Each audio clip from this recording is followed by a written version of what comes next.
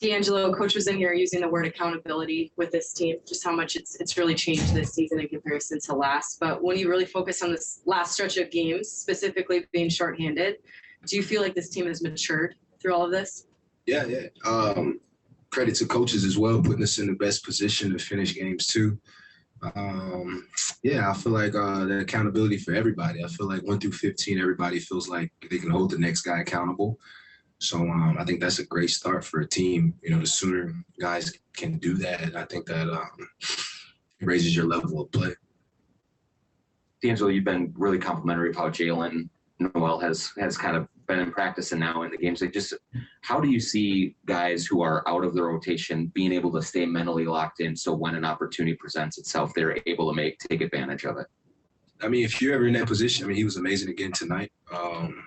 Hopefully everybody's, paying attention to him, like I said. But when you're a young player in the league, you lose a player like that by not playing or not getting any minutes in the rotation. So it's our job as veteran players to continue to stay on them, continue to, give them that focus, letting them know your time's coming, be ready. It could be as easy as your time coming, you not be ready, and then you're a little deeper into the doghouse. So just being ready, staying on these guys to continue to bring that to the game.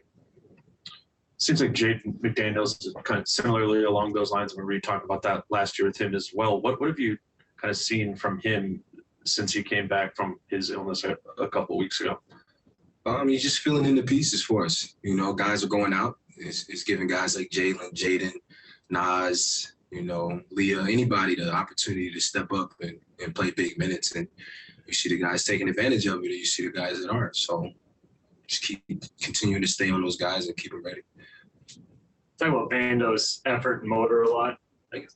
It seems like every team should have guys like that, but it just seems so hard to replicate what Vando does. What about it? Like, how much of a skill, I guess, is what he brings more than even just like how much is his effort a skill, I guess, that can't really be replicated by many? I think he's changing the game. You give a player like that an opportunity to just play hard, and teams have to harp on it in the scouting report because he plays so hard. And if you don't pay attention to him, you look up, you'll get 6 offensive rebounds and 2 possessions. You never know. So I think he's bringing awareness around that position, not just in the league, but just as any young player that's, trying to model their game or don't realize there's other ways to get to it versus trying to be the Steph Currys or the LeBrons. You can be Vando nowadays, and it can get you a lot of money. So then having a guy like Pat to continue to compliment him and myself to let him know that it's so valuable for our team, it's almost like saving the day every time. So to have a player like that is huge. For Dane not to give him respect earlier in the season, that tweet didn't age well. So continue to compliment Vando every game. He's bringing it. It seems like there's not really a solution for it that other teams can do. Like, they just seem to try to hit him, basically, but it doesn't seem like there's really a defense for what he does. Definitely a skill to it. If you box him out well, you might foul him. The refs are calling that. If you don't box him out good enough, it's an offensive rebound. So it complements our team so well. We continue to utilize him. There's about 6.5 minutes left to go in the game. You had a lot to say in the huddle, both before and after Finch went to the chalkboard. What were you talking about? I don't recall, honestly. It was probably something along the lines of just locking in. The sooner we lock in, we would have locked in a quarter or 2 before. Sooner, we probably wouldn't have had to, grind it out at the end and things of that sort, So, that's just us grinding a win out, and not even playing really great. So we see these guys soon, look at the film, regroup, and try to, show up as us and make them have to worry about us versus the other way around. The game got pretty chippy third quarter. In some ways, it seemed to take advantage of the chippiness. You guys are going to go see them in less than 48 hours. They may be down Kristaps as well as Luka, and might have more incentive to make it a chippy game. How do you, is that the kind of thing you guys talk amongst each other about? And as far as what? Not letting them get in your head, and not, letting the grind and the push and shove, the kind of things that, they were doing to Vando early and that kind of stuff. I think it's part of the game. I think it's part of the game. I enjoy the game when it's like that. If I was a referee, I don't know what their protocol is. But if I was a ref, I'd enjoy watching that. Watching guys talk trash and get under each other's skin and see who wins that battle, because it's not going to lead to anything. It's just going to lead to great competition. So, I mean, it's a minor, tactic that if you let it get to you, you do. If you don't. But sometimes this team has let it get to them. Our team? Yeah. I think less so this year, but.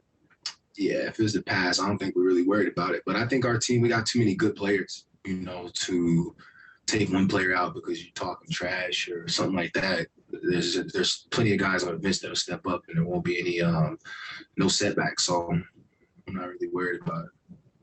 D'Angelo, how would you evaluate the team's growth, especially offensively, over the course of the last month or so? Carl just said that he thought that you guys were feeling much more comfortable in the offense in terms of where to be on the floor, how to find guys, stuff like that. How do you see that from your view? I think guys are just coming into their own. Guys worked on it this summer, whatever their job was to be on the team, and coming into the season, they're doing it. They're showcasing it. Nas he's a threat, offensively, and he can bring so much to our team. Jaden, you see his growth slowly, but you see his growth. Jalen Noel, he's a dog, and I just think we got too many playmakers on this team for our offense not to click, and then we got a unicorn at Carl that we can just play through at any time, any point during the game, put so much pressure on the opposing team. And this is still with no Ant Edwards, so we're a healthy team. I feel like we're one of the most dangerous teams. We'll go for last two questions on the Zoom. Christos, go ahead. Hey, Dilo, great game, first of all. How many steps forward do you feel that you made as a team this season on both ends of the floor, and how you react through the adversities and the absences of Ant, Tarin, and now without Josh Okogie? I think it just forces us to step up, one next guy up mentality. And like I said, we don't lose anything when guys, miss a game. I feel like we have scorers, we have defenders, we don't have another Carl Towns, but we got guys that can bring something else to the table, and that's a good problem to have as a coach. We'll go last question to Jim. Jim, go ahead. Hi, Dalo. Jim Conlon here from RCB Radio Sport Ireland. In terms of your own shooting the three ball there tonight, you were stepping into rhythm of it. How proud were you as well of Karl Anthony's a three-pointer for a big man? Did you feel that was a real technique winning shot that you would have been proud of?